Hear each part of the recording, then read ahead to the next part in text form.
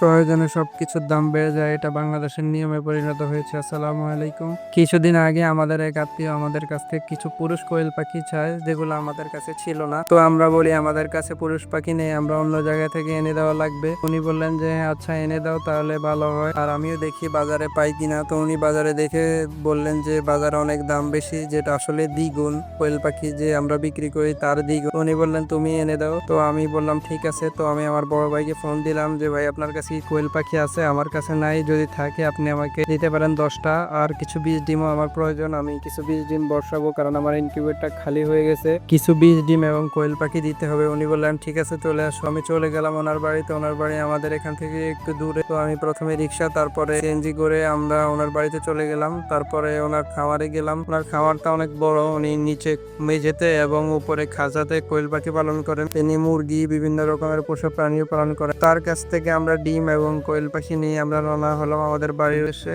তো সবাই আমাদের জন্য দোয়া করবেন। আর আমরা আমাদের কোয়েল পাখি বাড়াইতেছি, যাতে আমাদেরকে এরকম কারোর কাছ থেকে কোয়েল পাখি না আনা লাগে। যদিও আমরা এখন একটু বিপদে পড়ে আটকে গেছি। ইনশাল্লাহ আপনারা যারাই আসবেন আমাদের কাছ থেকে কোয়েল পাখি এবং বীজ ডিম সংগ্রহ করতে পারেন। আসসালামু আলাইকুম।